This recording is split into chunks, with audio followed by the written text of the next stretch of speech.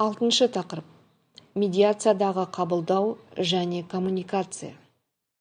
Кез келген адам, кез келген жағдайды әртүрлі жолдармен қабылдайды, сезінеді. Сенсорлық репрезентативтік жүйелер визуалдық, яғни көру арқылы қабылдау. Аудиалдық, есту арқылы қабылдау. Кинестетикалық, дене арқылы сезіну. Оның өзі олфакторлық және густаторлық болып бөлінеді. Яғни иіс арқылы, дәм арқылы сезіну. Коммуникацияның түрлері. Ауызша коммуникация. Ақпарат алушының назарын тарту және сақтау. Сондай-ақ кері байланыс алу көзқарас тұрғысынан неғұрлым тиімді әдіс. Бірақ ауызша қатынас ақпарат берушіге толық көлемде оның мазмұнын бақылауға мүмкіндік бермейді. Жүйедегі кедергілердің елеулі деңгейімен ұштасады. Жазбаша коммуникация. Ақпарат беруіңіздің тазалығын неғұрлым жоғарғы дәрежесінде қамтамасыз етеді. Және оның өзгеріссіз күйінде белгіленбеген уақыт бойы сақтауға мүмкіндік береді. Бұл басқарушылық бақылау ісін іске асыру үшін өте маңызды болып табылатын функция. Келіссөздер барысында агрессияны төмендетудің тиімді тәсілдері мыналар болып табылады. Нью-Йоркте орналасқан психиатриялық аурухананың бөлім меңгерушісі Барбара Гренберг пікірінше, агрессияны төмендетудің тиімді тәсілдері мыналар. Агрессорды тоқтатуға тырыспаңыз. Егер оның сөздер мен эмоциялардың қорын қоректендірмесеңіз, адам өзі тынышталады.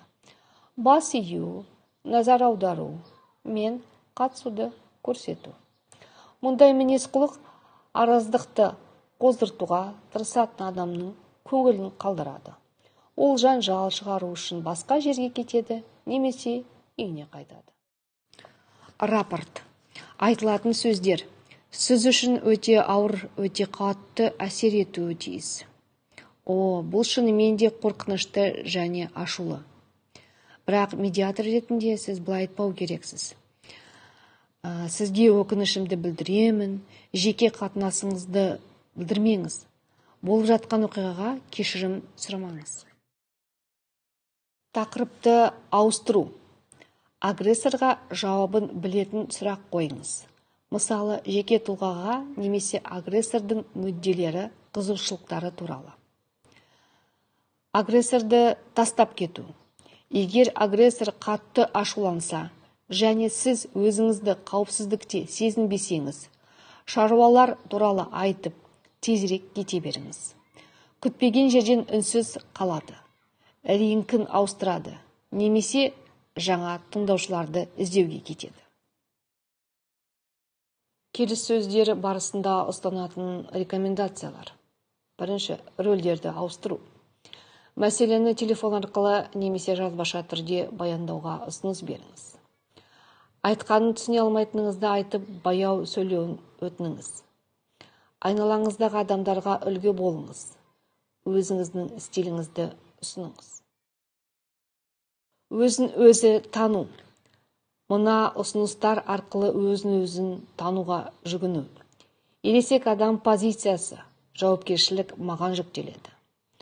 Құндылықтарға, моральға, дінге үндеу. Басқаның агрессиясы бұл сіздің мәселеңіз емес. Оң сәттерді тіркеу, есте сақтау. Адамның назарын оң жаққа аудару.